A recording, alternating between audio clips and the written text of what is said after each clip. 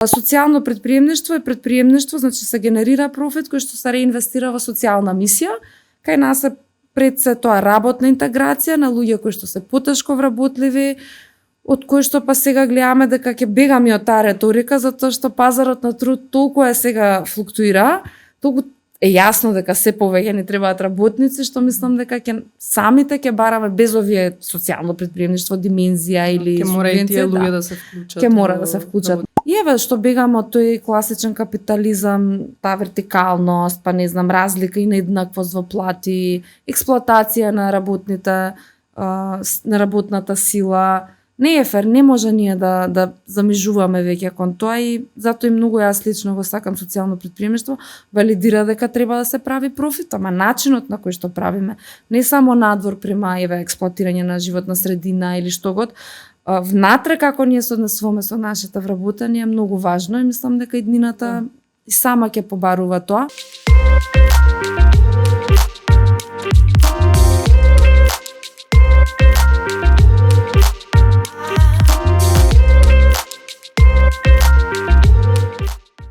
Здраво, јас сум Катерина Илиовска, едната половина на Yes for Less, која ќе го води овој подкаст.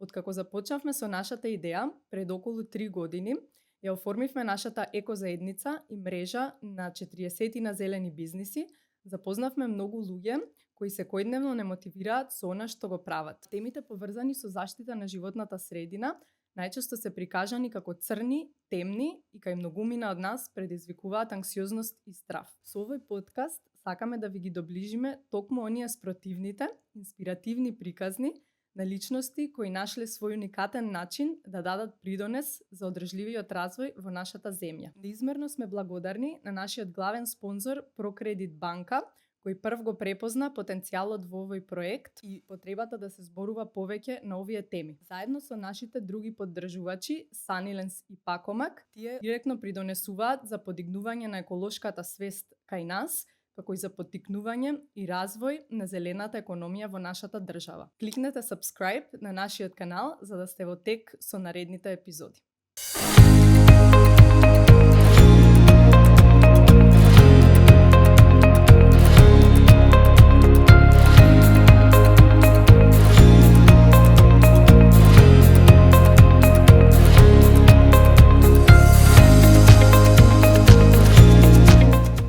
Yes for Less е она што е денес, во голема мера поради еден проект на Организацијата за социјални иновации Арно, а денес на гостија имаме Ирина Јаневска, која е една од основачките и моменталната председателка на ова здружение. Ирина, здраво. Здраво, шубав вовет. Да. Фала, ми краток, ама ефективен. Многу ми е мило што си тука. Во оваа прва сезона на нашиот подкаст, што има испланирано за сега 10 епизоди. Ти си ни единствената представничка од невладиниот сектор. Да. Предходните гости и наредните што ќе ги имаме се претежно од зелени локални бизниси и со тебе ќе зборуваме на таа тема, меѓутоа од една поинаква перспектива. Така што ете баш ми е мило што ќе имаме една поинаква слика за друга димензија, да, како поддржувачка организација, други се светогледите што ги имаме, други улоги, ама сите сме дел од истото, да. Играте една многу битна улога што не е да речам многу институции или не знам како да ги наречам здруженија имаат во Македонија, така што мислам дека е битно да се пренесе и оваа перспектива. Да. Имам и акроним на англиски, интересно е за оние кои што не гледат. Ние го викаме SESO на македонски, уствари е SESO, Social Enterprise Support Organizations. SESOS. Да. Ние сме од тие. Да, и интересно е да се биде од оваа страна, затоа што сме били, мислам, имаме и ние амбиции да имаме наше социјално предпријатие, знаеме како и од другата страна. Не сме биле, во друга форма не сме биле, во улогата на фондација Здравје некогаш кога би пораснале, можеби баш класично ќе даваме та поддршка од тоа место, ама и овој хибрид некако ни се свиѓа затоа што се пронаоѓаме во таа мултидимензионираност, некако интересно ни е да ги вртиме страните. Мислам дека начнавме тука неколку точки. Сега за тие што не гледаат и што немаат поима ни што е арно, ниту за што зборуваме. Дали може вака од почеток да објасниш, може прво да ни кажеш што си по професија и како започна приказната за арно? По професија сум дипломиран комуниколог, магистар исто по студии на култура и докторат запишав пред 3 години, ама една пауза, еве да ја поздравам менторката и мајка ми кои што чекаат.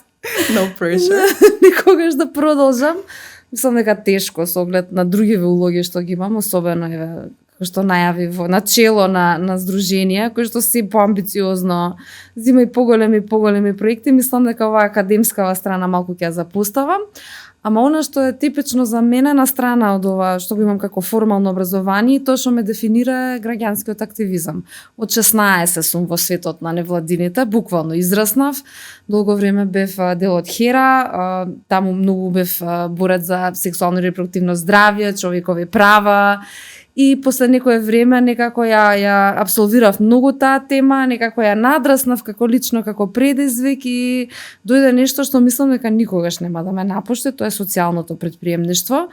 И така настана арно, работев ја исто кога имав 27 години, работев во една голема фондација на проектот Зелени идеи.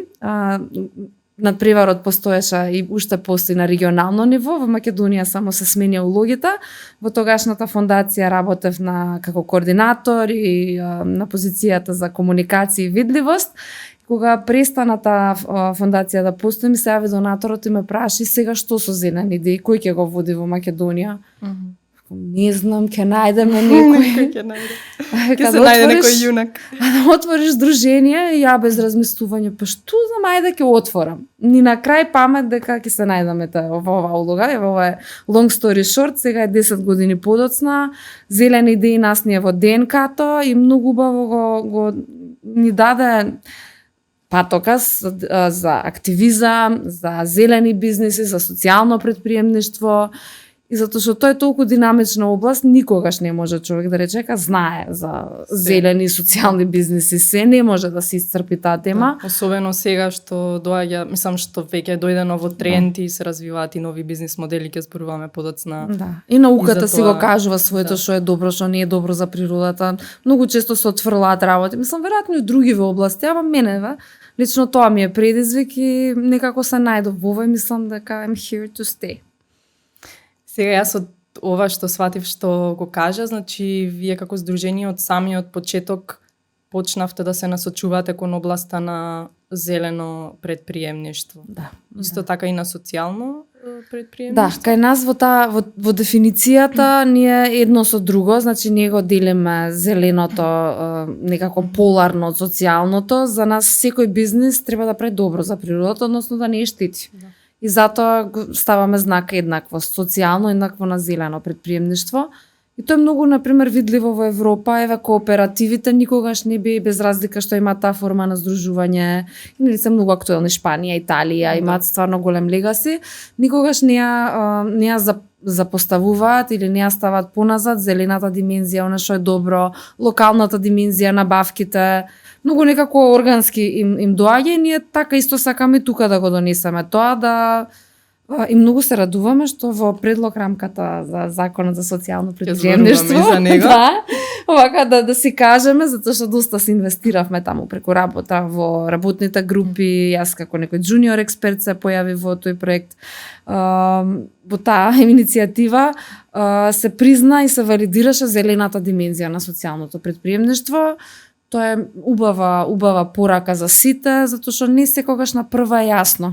Ние многу пластично го објаснуваме дека да имаме last minute употреба на зеленчуци, овошја што се наоѓаат на пазарите и да се прават сокчиња или супи некакви, супа на денот, сокче на денот, од тоа што го има, е многу корисно затоа што тоа овошје или зеленчук нема да заврши на отпад, нема да креира стакленички гасови, ќе се купи од локален произведувач, се креира дополнителна вредност. Ама ако се спакува во чашки за еднократна пластика и се стави пластична цевка и стикерот тука, за нас не можеме ние, например, ние не би финансирале такво социјално предпријатие, затоа што импактот, колку и да е добар Да. од една страна и да има работна интеграција и да се спасуваат зеленчуци, сокчиња и да се прават сокчиња, салати, што и да е, еднократната употреба на пластика не би ставила наша лого назад и не би сакале да видиме конверзија.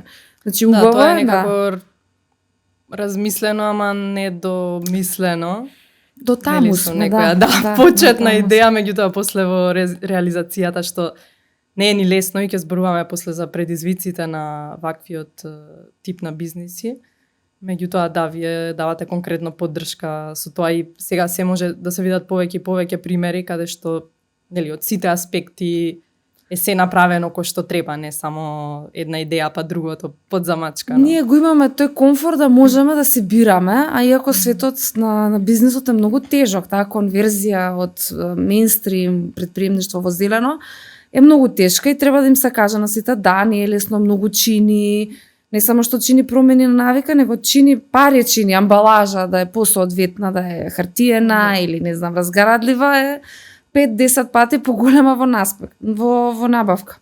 И од сам старт ние знаевме дека токму поради зелени идеи, мислам, така склоп на околности, животот некојаш не води сам кон нешто, дека социјалното предприемништво ќе има тоа предзнак или равенство со зелено предприемништво. И сега го гледаме тоа како тренд и само ние пред 10 години го зборев. Да.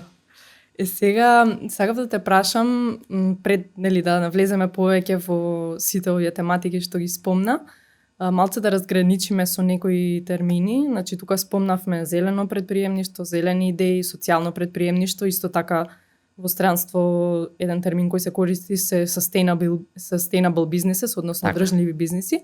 Па дали може накратко да ни кажеш, по некоја дефиниција или твое видување, која е разликата меѓу зелен, социјален и одржлив бизнис и како тие се разликуваат од типичните бизниси? Има многу различни дефиниции на овие нови економии. Зелена економија на почетокот се дефинираше како економија која има низак јаглероден отпечаток. Па многу се одеше на онаа традиционална дефиниција дека е зелена градба, green construction, не знам, реупотреба, рециклирање, сега се повеќе се шири таа дефиниција и тоа е многу окей затоа што не треба да се ограничуваме ние на нешто што е да речеме можеби преанализирано или поидовно во академија. Ние имаме примери кои што обратно ја шират дефиницијата на страна од тие тесни рамки на разбирање. Например, имаме екомагионичар Кристијан Шопов, кој што беше, и ќе го поздравиме, кој што беше еден од нашите победници на зелени идеи. Он кога ни се јави за време на отворениот повик, ни рече вака: "Здраво, јас сум Кристијан Шопов, јас сум обичен магионичар. Дали може да аплицирам на надпреварот за зелени идеи?" Ја одев по улица, беше многу жешко и застанав. Ме погоди капка од еркондишн така во Скопје на Прешешко.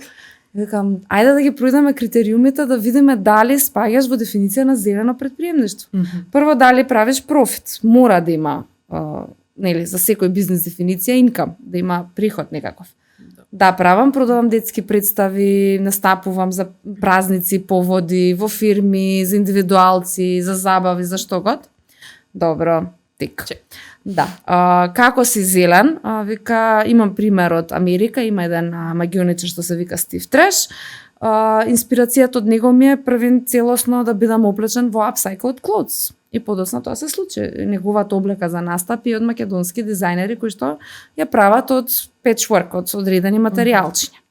И се гледа баш таа еклектичност која ќе настапи. Целата опрема му е, не му е нарачано дали експрес, му е од локални произведувачи од отпад.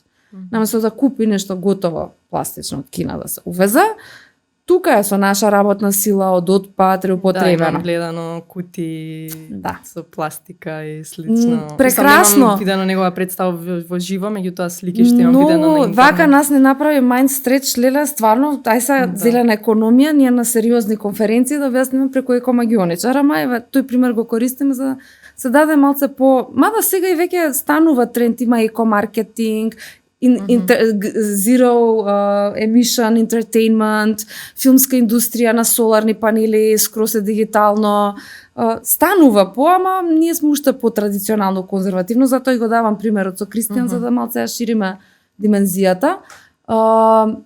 Каде он уште е зелен, содржината на представите му е целосно во behavior change. Тој застанува пред дечиња и прави едно пластично шише или чашка да ја снема. Им вика на дечињата сега го снемува, значи прави магија, вака го снемува. Ама во природата треба 400 години за да се разгради оваа пластика. Затоа деца нема користење пластични цевки, се.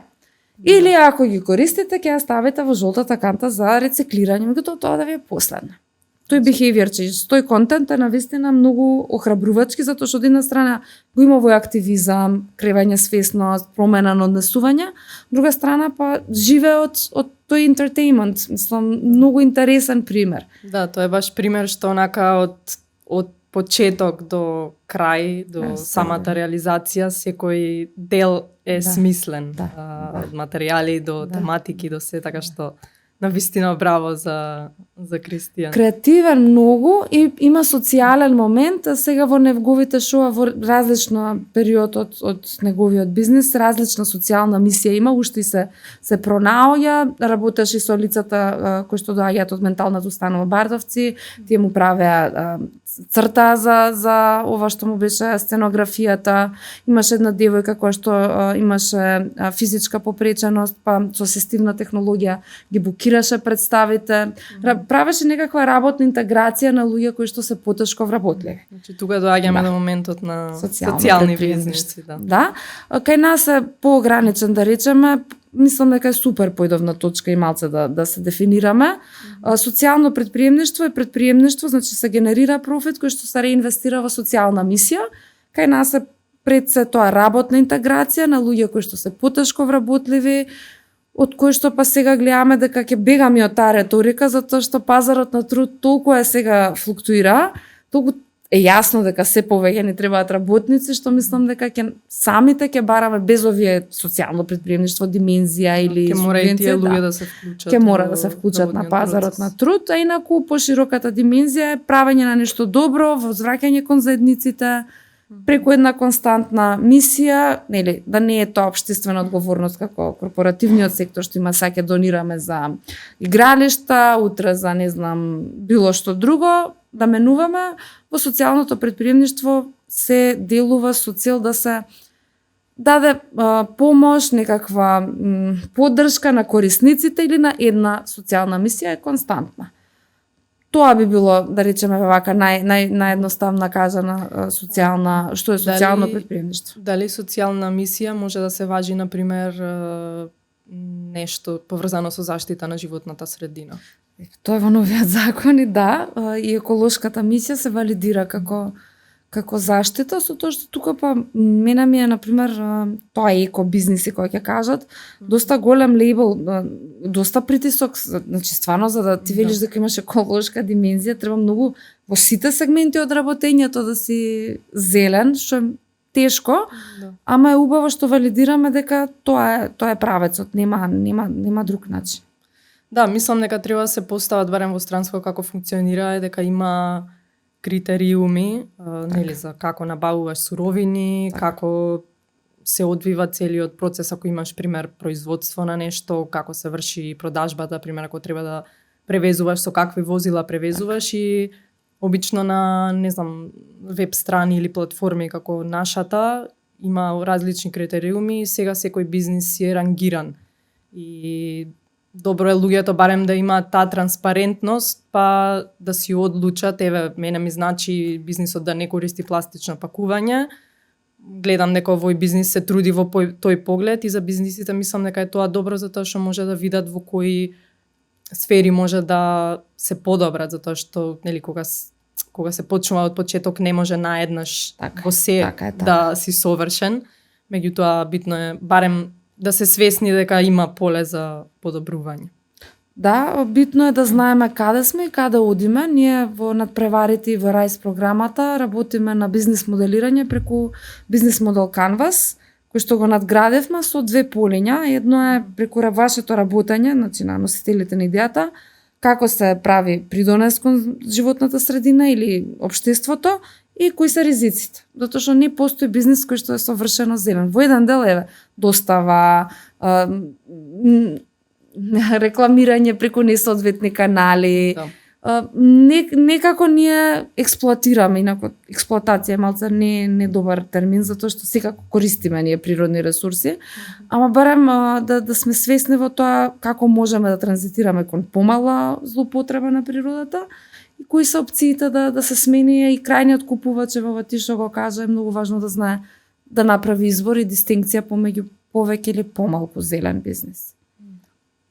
Супер, мислам дека ги разграничивме. Има уште едно што не го кажав, во делот на социјално претприемништво, мада и во зелена економија тоа се гледа, делот на управување е многу важен, да, хоризонталност, носење одлуки. Имаме примери, например, на кооперативи, нешто што нас не е блиско поради минатото што го имаме, меѓутоа не таа форма на кооперативи, вие сте демократски кооперативи, каде што еден човек има еден глас, луѓето се здружуваат, например, купуваат заеднички трактор.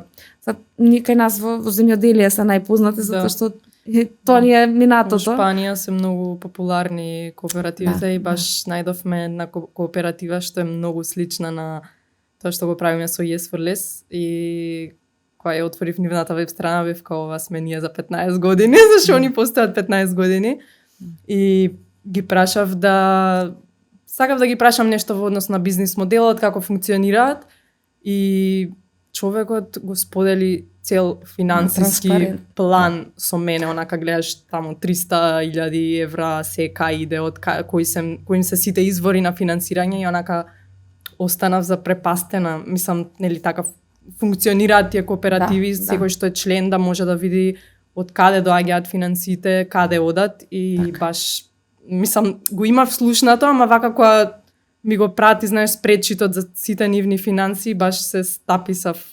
Не мислев дека во пракса баш е така. Ние во Италија исто бевме на студиска посета и таму бевме фрапирани од транспарентноста на бизнис моделот, од навистина тоа bottom-up делување, сите имаат право на глас, сите се согласени. И не само заради финансите, туку и визијата напред, едноставно сите се засегнати. И еве што бегаме од тој класичен капитализам, таа вертикалност, па не знам, разлика и нееднаквост во плати, експлоатација на работните, на работната сила. Не е фер, не може ние да замижуваме веќе кон тоа, и затоа и многу јас лично го сакам социјално претприемништво, валидира дека треба да се прави профит, ама начинот на кој што правиме, не само надвор према експлоатирање на животна средина или што год, внатре како ние се однесуваме со нашите вработени е многу важно, и мислам дека иднината и сама ќе побарува тоа. Сега имаме нов проект со невладина една од Словенија, многу интересен, затоа што сакаме да го донесеме во Македонија, особено во IT индустрија, се работи за тоа управување, Employer Stock Ownership Plan, ESOP, што вели дека акциите во една фирма може да се поделат на вработените и тие самите да управуваат. И се покажа дека во моменти на криза или кога треба големи одлуки, кога ќе им дадеш на луѓето право да одлучуваат, е многу помокни отколку вертикално да јас шефот, како ќе кажам. Мислам дека економијата сакале или не ќе оди натака, дека еве веќе новите генерации многу им е важно и каде работат и како работат. Да, тоа испаѓа од тоа што имам видено и во дефиницијата за одржливи бизниси, односно во странство што ги викаат тие sustainable бизнеси, значи нели как спаѓа се до тоа како газдата или кој да е таму се однесува кон вработените, какви, не знам, каков одмор имаат, сите аспекти што ги има и во зелено и во социјално претприемништво соединети во еден комплет, да речеме. Има донат економ, има post-grow entrepreneurship, многу нови вокабулари ние слушаме што резонираат со се ова што ние го правиме 10 години, сме воодушевени. Сакаме да донесеме една предавачка од Холандија што збори за post-growth entrepreneurship, што прв пат слушнавме ние што не знаевме како да објасниме, дека ние ја сакаме стартап сцената, ја поддржуваме, но тоа не е нашиот свет. Ние не сакаме да креираме стартапи што ќе имаат евра unicorns, пак имаат exit strategy. Ние веруваме многу локални мали бизниси. Еден човек да се вработи, сме задоволни и срекни. Скроз те сваќаме и ние вака, мислам, со се што работиме со Yes4Less, нели некојаш гледаш на интернет, сега пример стартап сцената во Македонија е многу, да речам, на повисоко ниво од пред 3-4 години. Некако се зборуваат многу тие муабети, нели, бизнис, големи инвестиции, едно друго, ама не мислам дека сите треба да го одат тој пат. Не, еве, ние сме малце тие лево, degrowth, одраст, затоа што веруваме во развој, ама не веруваме во раст, затоа што секој раз значи дека нешто се исцрпува. Да. И ќе дојде време кога многу се повеќе ќе се ставаме прст на чело и каде оди сето тоа, ама еве полека, не може ништо да се форсира. Мислам дека се акумулира и како знаење, како однесување. Би мали светски кризи нас многу не потсетуваат што значи комфорот на ова живење. Мислам, еве, сега исто и облеката што носиме во април на 30 степени не потсетува дека многу набрзо та анксиозност што нови генерација имаат и нас ќе не стигне. Да. Затоа што премногу се земавме здраво за готово многу работи. И сега сакав да те прашам, бидејќи зелени идеи како надпревар постои повеќе од 10 години, значи како што ми кажа ти, еден од најстарите надпревари за таков тип на идеи на Балканот. Дали ти колку што сватив, уште од тогаш во сите тие години имаш, мислам, си учествувала во организација на надпреварот. Каква е разликата меѓу идеите пред 10 години и сега? Дали нешто онака имаш приметено што е фрапантно? Интересот сега, ама добро, не можеме да предпоставки се зашто ни опаѓа. Не во смисла да опаѓа, имаме број на апликации, квантитативно тука се, квалитативно да не. Возраста ни се накачува, или нашата, ние си велиме внатре дека или луѓето ни бегаат младите, или има некоја апатија, нешто има. Возрастната граница на аплицирање се зголемува, наместо младите да се позаинтересирани, не знаеме, нешто се случува, интересно е за наблюдување, за анализа, а во однос на самите идеи еволуираат. Имаме повеќе иновација, веројатно research and development не дојде да е поблиску до нас, луѓе се охрабруваат да бидат уникатни.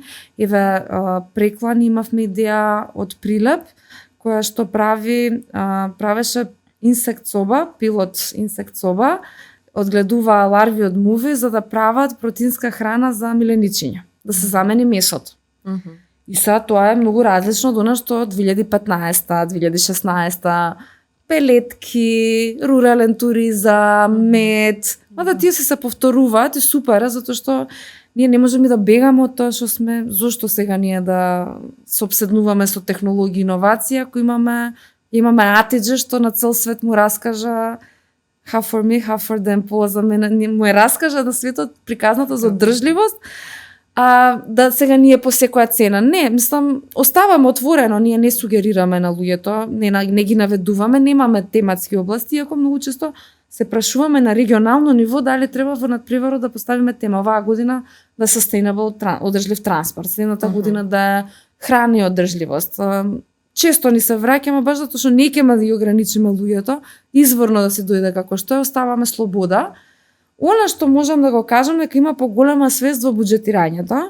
Порано многу поезија се пишуваше, по смисла леле Скопје е еден од најзагадените градови или светот сега катаклизма, ќе биде апокалипсата. Сега тоа е онака статус кво се рипа. Сега се сваќа тоа, ајде да видиме на решенија да одиме. И порано имавме изненадувачки, ова стално го кажувам, имавме буџети кај што се ставаат пари за бензин на месечно ниво, не знам. Вака се чудиш, викаш надпревар за зелени идеи како е можно или необновливи ресурси.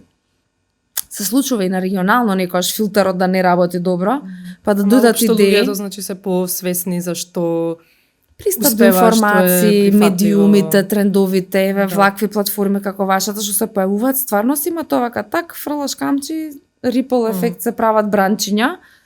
И има нешто, не знам тоа са антрополошки, социолошки како да го анализираме, ама и тренд си е и има свесност. Друго што е различно, не знам, интересно е, не секоја година, што е интересно за надпреварот, по истите критериуми секој го организира во својата земја, Западен Балкан е, Грција беше до лани не беше, многу се напредни, некако се сфрустриравме ние од грците. Им реков мај од мората малце да видиме што идеи ќе стасат годинава. Идеите им се напредни. Мислам, за која идеја еве на пример би рекла дека е напредна во однос на... Одма ќе кажам, ја не можев да разберам 2017-та, секоја година надпреварот ротира, бевме во Тирана и презентираше една девојка, Community River се викаше. Шо е ова за река ќе биде нешто, дали ќе прават хидроцентрали, па како се хидроцентрали не се по... Викам, што е ова? Енергетска заедница. 2017. Тука каква либерализација на пазарот на струја и на тоа, да. Communities, solar panels, ќе ги собираме, ќе продаваме струјата, првин да има малото. Ја седнав, после викам, те мора да ми објасниш. Ми рече, не се секирај, ова од Европска унија. Кај, ќе дојда кај вас и 2019 почна. Сега не знам, има колеги од Титово баш проект за енергетски задруги. Мислам дека има можност, само има некои административни бариери, ама ќе стигнеме до тоа. И грците го збореа. Колку тоа, 7 години. Да, исто има идеи и затоа така ни сфрустрира. Што е мал надпревар, ние мислам надпреварот дава 5.000, 10.000 долари. Ветар во крила е на некој што сака да почне, што веќе сигурен и што не му треба туше 100.000 долари за да почне, да. Сакаш да произведуваш нешто, па ти требаат машини. Да. Не. Таква опрема. Ова е референца добра за почеток, нешто да се присобере. Грците дојдоа исто со идеја да се ставаат алги на фабрики, на оджаците на фабриките, за да го прочистуваат во мислам, вака седиме сите. Дечкото пичуваше после тоа во Силикон Вали. Вака го гледаме тој Васили, зикам добро. Како сега ние со нашиве идеи да се надпреваруваме. Да, различни светови. Затоа што има регионално ниво на надпреварот. Да. Како беше по еден победник се бира од земја, по тројца од земја, сите одиме со по 3 идеи. И после таму колку победници се бира? 4 секоја година. Интересно е што некоја година земаме и по 2 регионални награди како земја. Тоа така многу исто вака не билдаво, неле мала земја, можеме ние, имаме потенцијал. Интересно, еве и тоа е феномен социолошки, стварно Балканот, колку да мислиме дека сме различни, пошто ние не се договараме, не знаеме кој ќе победи годината. Има трендови што на регионално кога доаѓаме, чудиме како сега ова се случи. Лани беше одржлива мода. Нешто има во светов и многу идеи дојдоа со мода. Се беа различни. Од кај нас имавме девојка што прави ташни со плетање, традиционална техника, со интеграција на жени на пазарот на труд. Ама кога ќе ги закопаш, се разградуваат целосно во рокот, не знам колку недели, сега не карикирам. Имавме Мирјана што ни е победник од текстилна остаток, отпад, прави шапки во 3 величини. Тоа е интересно. Ни беше гостинка. Мими и стегаче за коса, ама другиве земји имаше од Босна некој инфлуенсерка што сакаше да направи онлайн second hand продавница, да си го искористи присуството во медиумите за промоција на нешто што е стварно и нов тренд на Балканот. Имаше луѓе со NFT технологија, што имаше друго од мода, интересни, многу различни идеи, а пак во таа област. Една година била феномен, само од Македонија немаше. Од скоро сите земји беа млади дојдени тимови со идеја за дробилка на микрогранули, од пластика се собира 5 пластика, се прават микрогранули, па има open source технологија, се топат и може да со 3D принтер со калап со калап. И си лего и првите беа револуционер пред жирито. Беше од Македонија иде? Немавме од Македонија, Македонија има доста, сега не знам, ама тогаш имаше потешка легислатива за да управување со отпад и треба лиценца, не знам колку далеку да си од градска средина. Само Македонија не можеш. Да, и некојаш идеите се, да речем, се оформуваат во зависност од локалната сцена, закони, не е само ќе ти текне нешто и се е возможно. Затоа ние во Жир имаме луѓе што може да проценат, пошто многу луѓе така мислат, ќе се аплицираме и сега со оваа идеја, ама ако не е остварлива од тие причини, од тие фактори, не можеме да дадеме зелено светло. Да, и таа година, само да докажам, дојдоа со 3 тима, 4 тима, дробилка, микрогранули и секој различен. И са првиот тим искача, кажува, open source, ова еднината, ние ќе правиме, не знам, вазнички за кафичи. И покажуваат меморандуми за соработка, ќе имаат, тоа ќе прават. Изгледа следниот тим. Од пластика, рециклирана, да, реупотребана.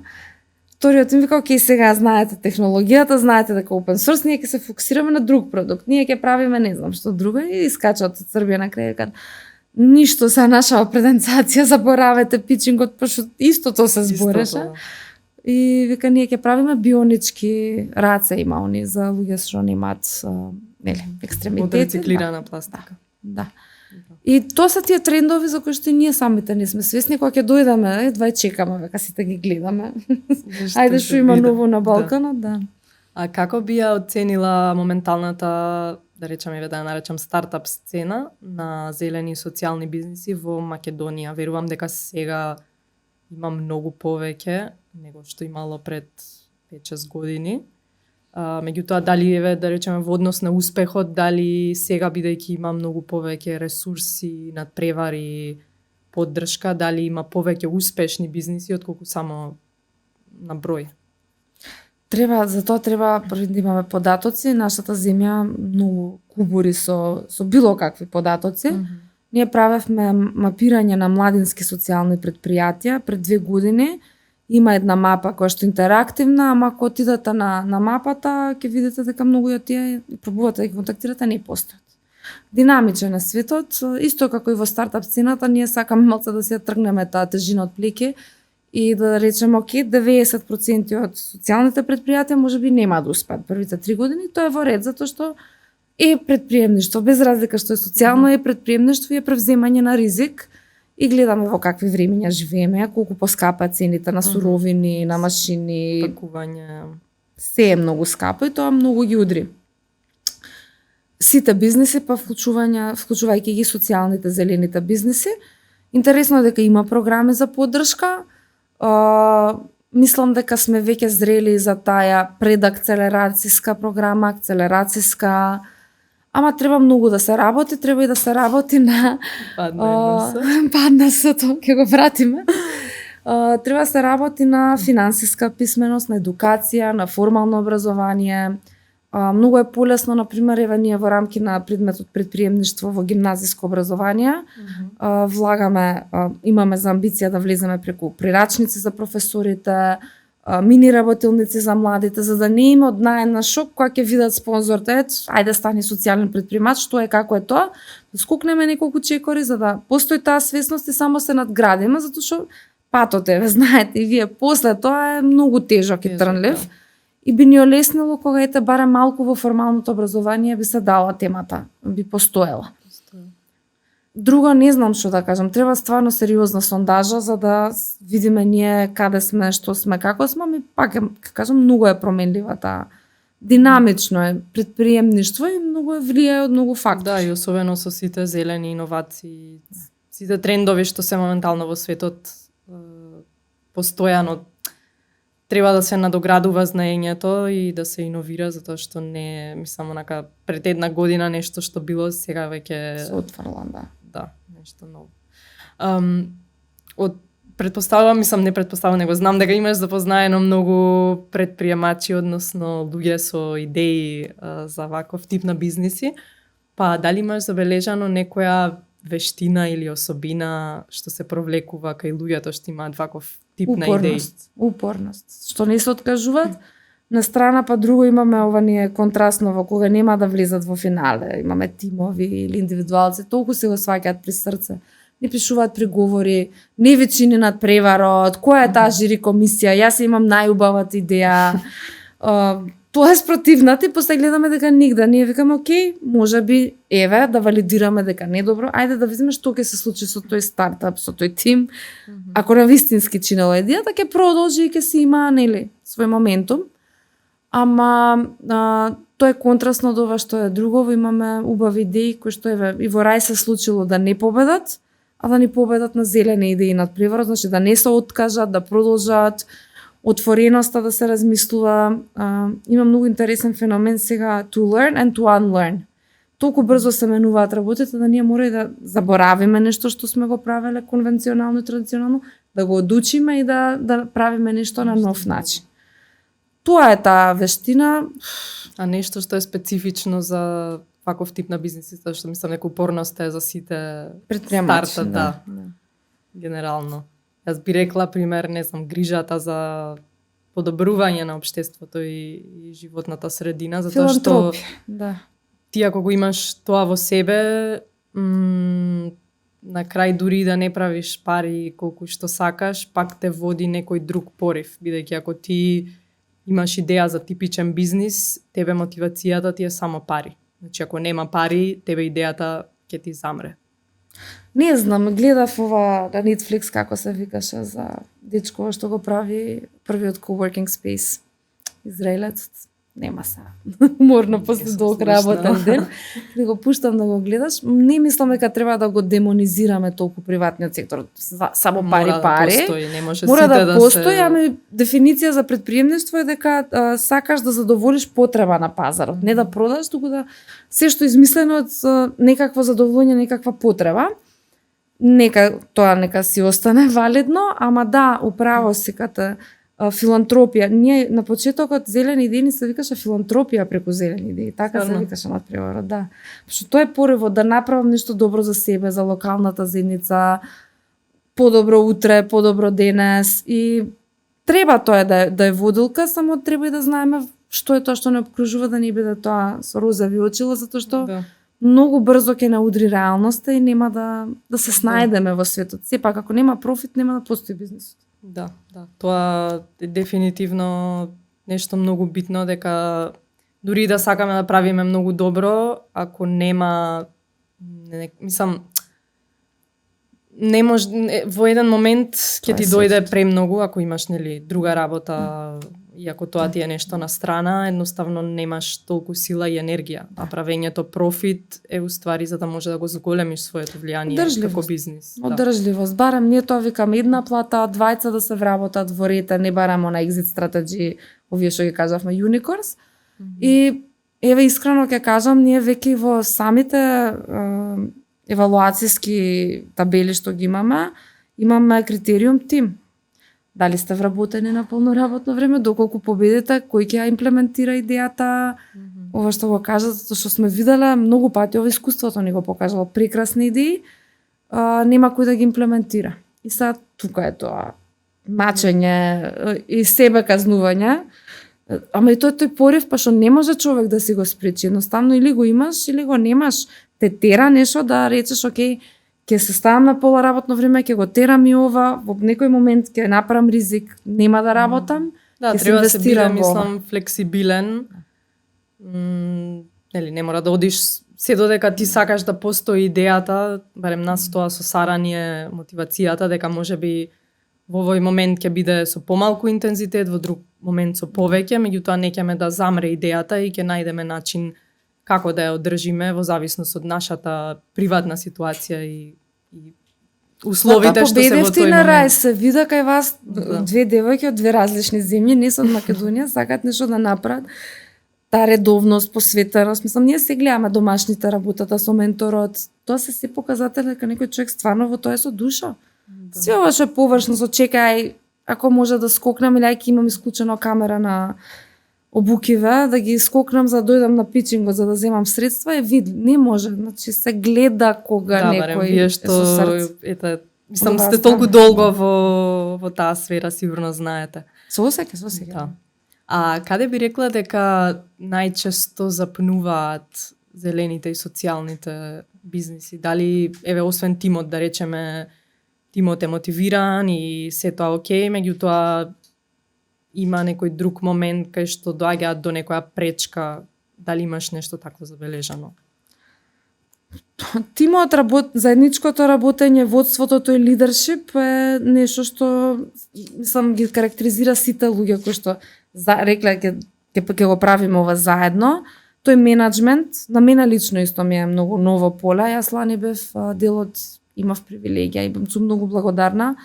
Бев дел од една програма што се вика Indio Academy, која што прават Универзитетот по економија во Виена, заедно со Ерste фондација.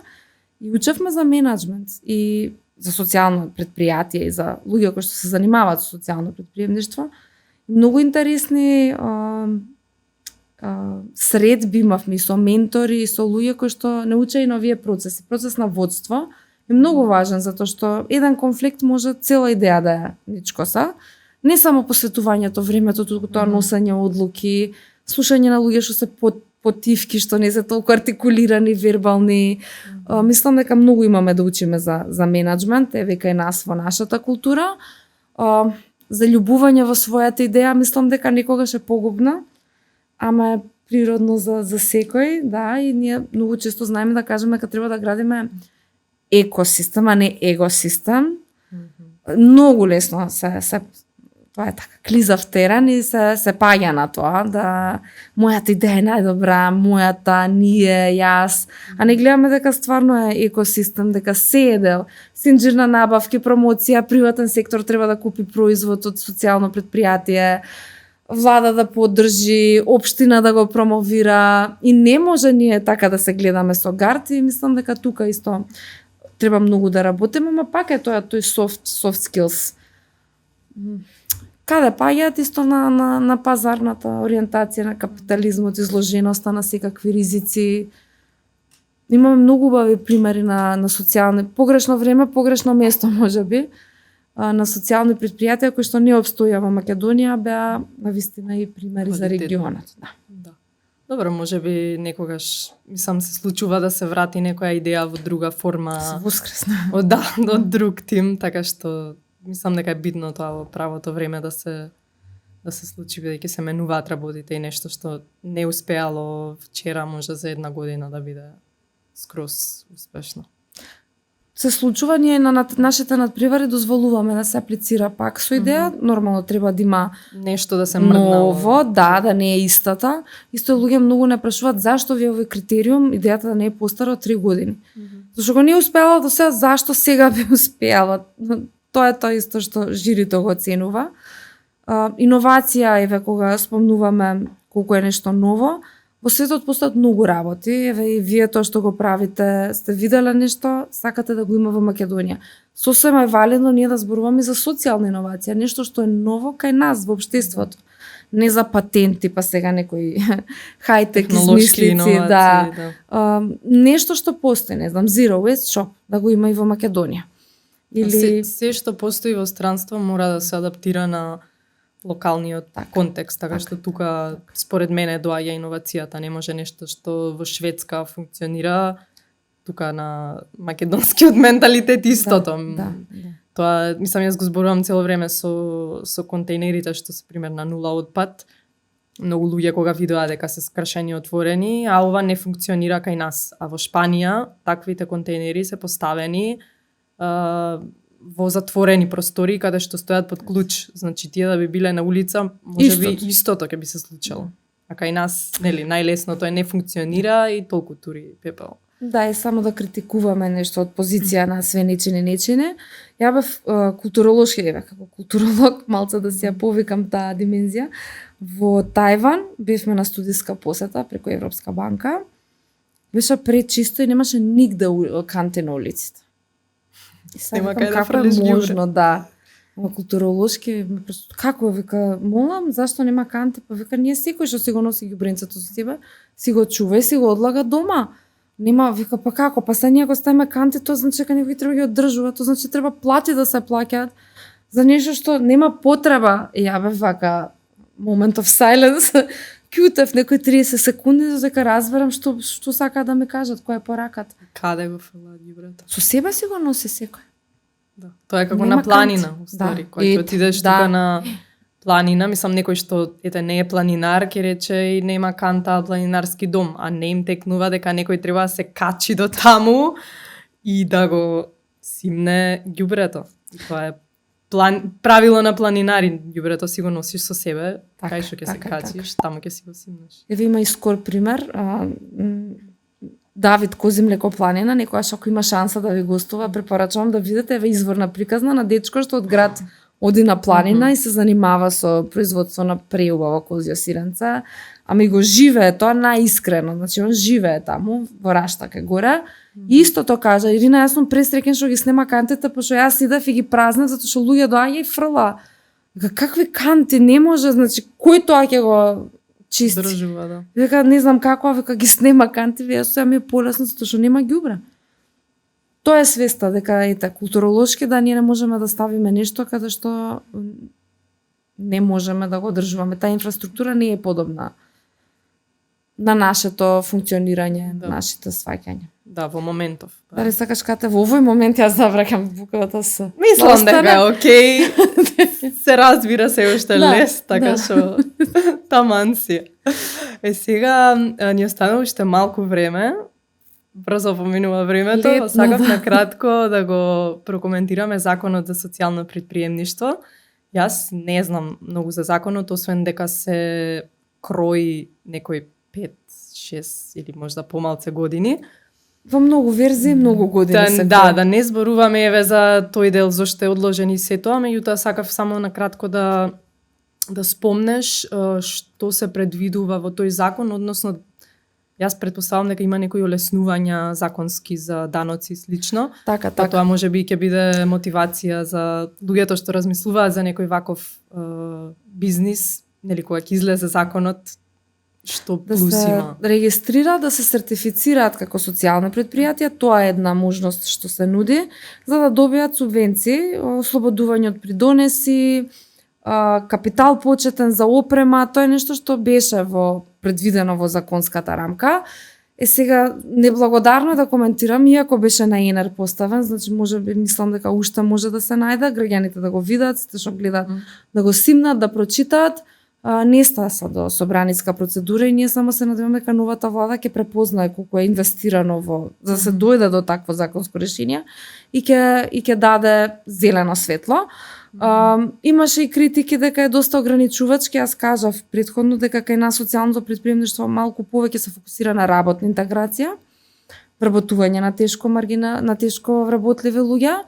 Тоа може би ограничувачки, ама тоа значи дека за да бидеш сертифициран како таков бизнис мора да имаш вработено луѓе од маргинализирани. Тоа е една од формите, а друго беше да си под некаква support organization, каде што ќе припремаш тешко вработливи луѓе за пазарот на труд. Значи да си како еден центар за обука, што и така како е валидно.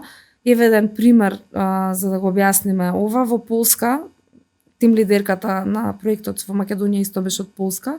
Барбара, една прекрасна инспиративна жена, не однесе еднаш на студиска посета за да го сватиме што значи тоа support organization.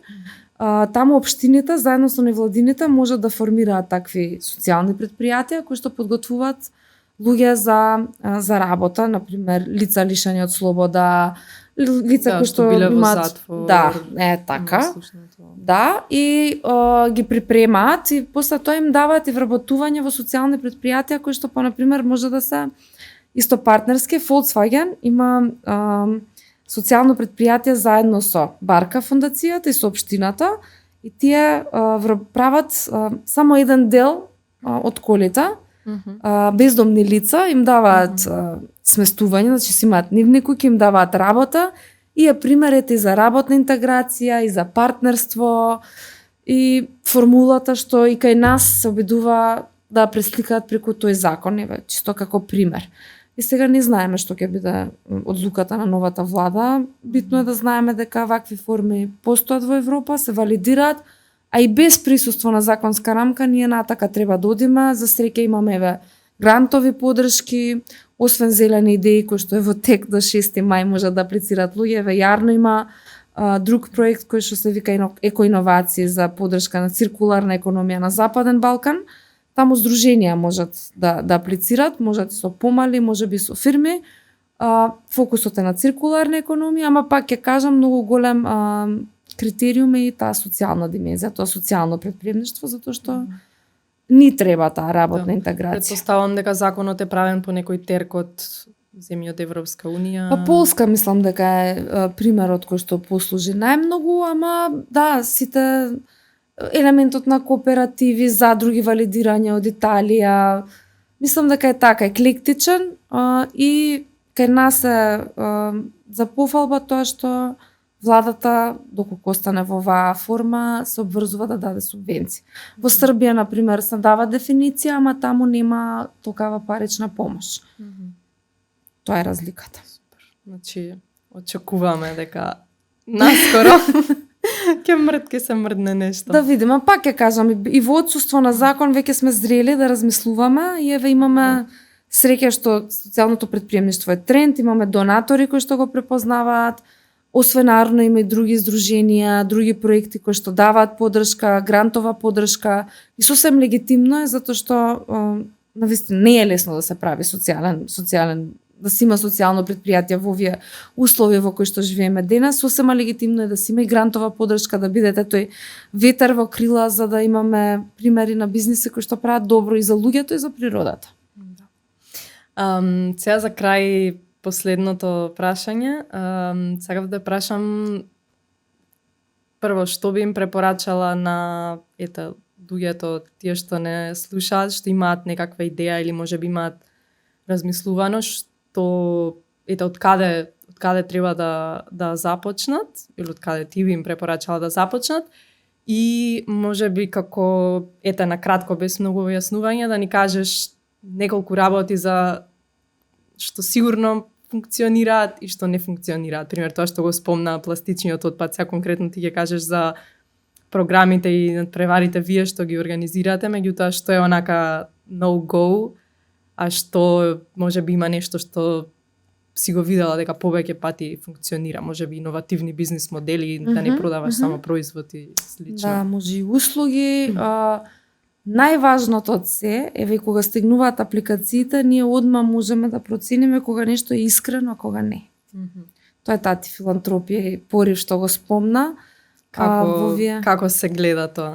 Начинот на кој што е напишано, да не се обидуваат да флиртуваат со концептите, на висок јазик, стил, значи не бараме ние академски трудови, бараме апликација која што ќе каже зошто некој сака да се занимава, која е потребата, која му е болката што сака да ја надмине.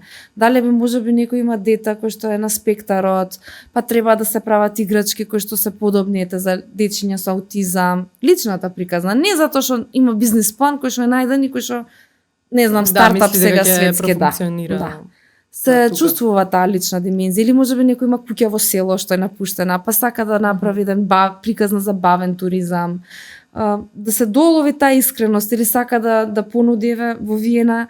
Јас бе фасциниран, има кафуле каде што се вработени пензионери, лица кои што се во пензија, кои што имаат многу мала пензија и има бабински колачи, се служат, многу интересен концептот и настанал поради таа трето доба, валидирање дека еве со толку мали пензии дури ни во Австрија не можат некогаш да преживеат луѓето и мора да имаме таков пример на кафуле кое што вин-вин, ориентирано да е пазарно, значи доаѓаат луѓе, си пијат кафе, да прави работна интеграција, односно да дава приход на некој кој што е можеби на маргините на општеството.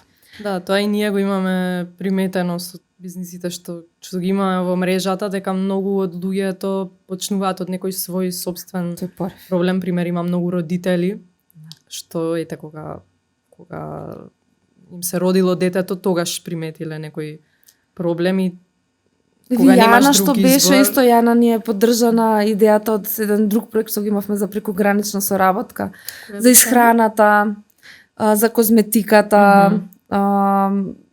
Одличен порив, убаво е нели да се има и таа широка димензија, ама таа искреност би ја препорачала, меѓутоа и да се внимава на ова заљубување во својата идеја мојата идеја е најдобра, да се види пазарната ориентација, да се направи колку мене ова би ме чинело да го произведам, колку можам да го продавам, дали имам пазар, кои ми се мене клиентите, че мора да се соочиме со тоа гледало на капитализмот, дека идејата мора да излезе на пазар и мора да имаме ние публика, ако немаме да ја создаваме и да едуцираме и да си го најдеме трајб. За племе не звучи убаво кај нас културолошки, да, заедницата. Иначе трајб како трајб баше, нели, your vibe attracts your tribe. Што здрачи, што привлачиш, би рекле србите. Треба да си го најдеме нашата заедница, нашето комјунити, тоа би го препорачала, да не замижуваме на она што е реалноста, да погледнеме со две очи, ама да тргнеме од тука, од тој внатрешен порив што не тера нешто да направиме. Супер. Не ми звучи велит.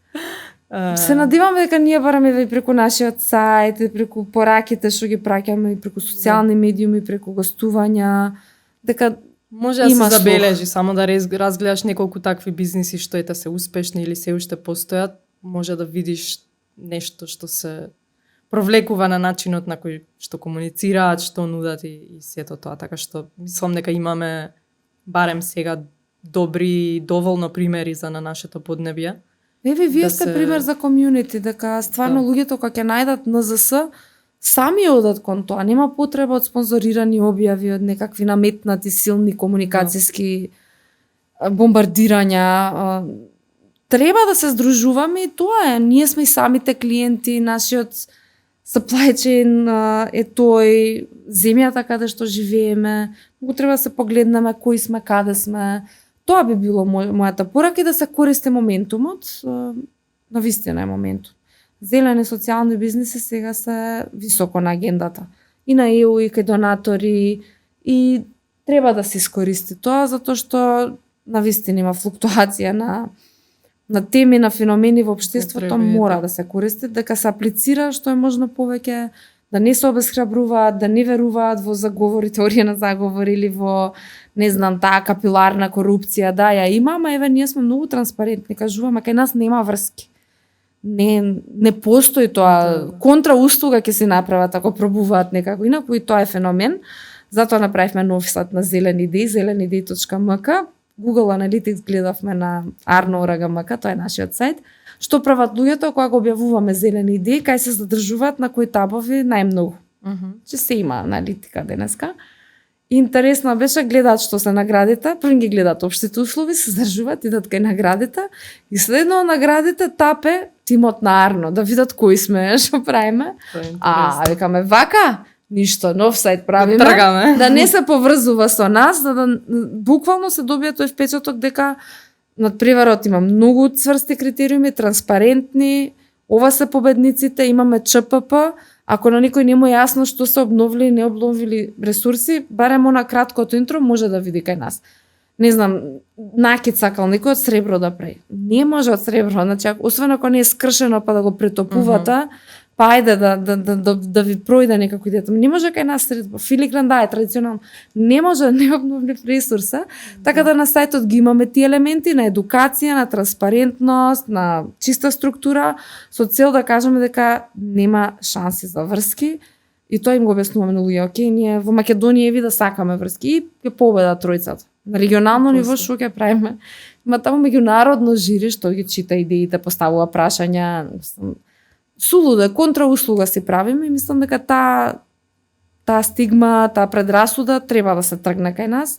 Особено за луѓето што сакаат да се занимаваат со бизнис, мора да пробуваат. Супер. Ирина, фала ти многу за се што сподели со нас денес. Јас би им препорачала на гледачите да разгледаат веб страната на Зелени идеи, исто вашата веб страна, Инстаграм профили. И има уште многу за зборување, меѓутоа на веб страните таму ќе си најдат се што треба и ќе следат.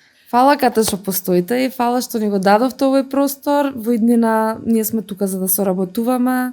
Па ќе кажам, иста заедница сме и тука сме да градиме екосистем, а не егосистем. Се гледаме во наредна прилика со други теми. Секако.